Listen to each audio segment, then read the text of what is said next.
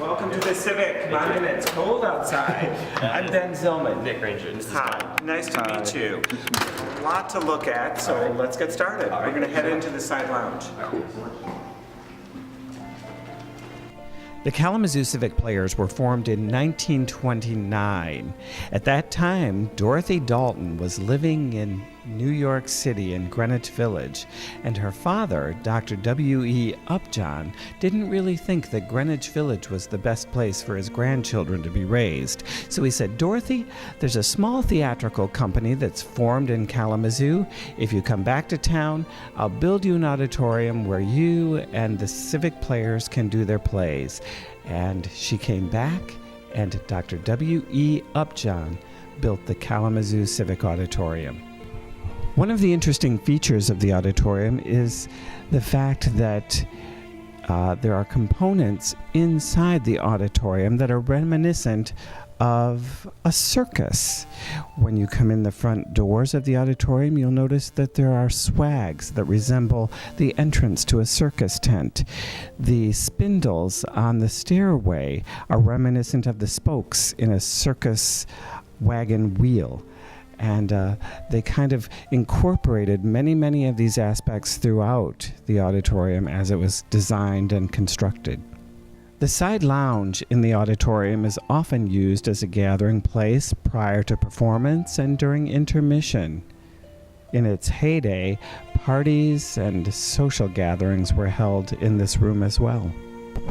One of the very interesting aspects of the auditorium is that we have a complete rehearsal hall built on the upper level behind the stage. It was in this rehearsal hall that our youth theater productions were first staged in 1942. One of the things that I really enjoy about working at the Civic is that you get to do so many different types of things. You get to work with actors, you get to work with producers, you get to work with designers, and that's really a lot of fun. It's very challenging, and of course I spend a great deal of my time as the marketing director working with media outlets, whether it's print media or social media or television, radio, and so it's a lot of fun working with those folks as well. The Kalamazoo Civic Theater has a reputation for being one of the premier community theaters in the country. And because of that reputation, we were the first non-professional theater in the United States granted permission to produce Lorraine Hansberry's classic A Raisin in the Sun.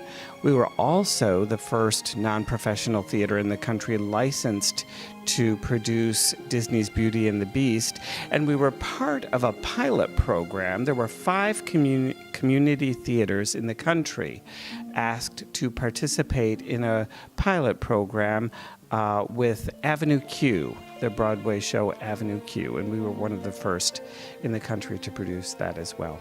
Well, there are very few theaters in the country like the Civic. Not many theaters have a wonderful theater like this. Most theaters don't have the size staff that we have or the size budget that we have. Most theaters don't enlist the number of volunteers that we do each season. So those are all factors that make the Civic very unique and very special. This is the makeup room. It's not being used right now, as you can tell, but it will be as soon as we go into dress rehearsal for The Hobbit. This is the wardrobe office in the auditorium. This is where minor repairs are done to costume pieces, where laundry is done and wardrobe is maintained.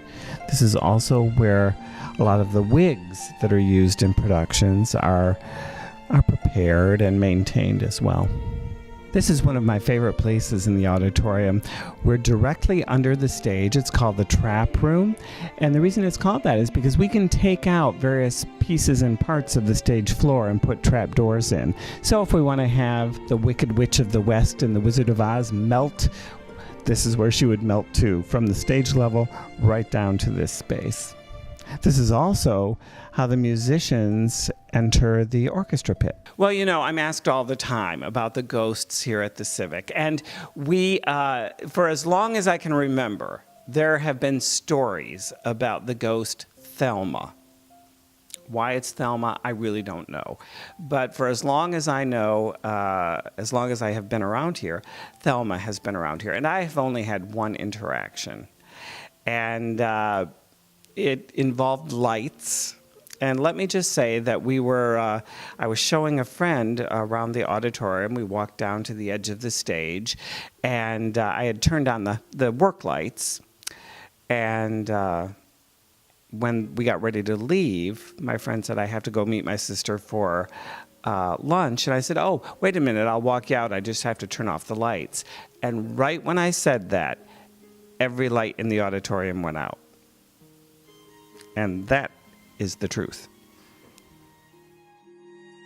And here we are back in the lobby. I hope you've enjoyed your tour through the Kalamazoo Civic Auditorium. No matter how beautiful you think it is, it's even better when you see it in person.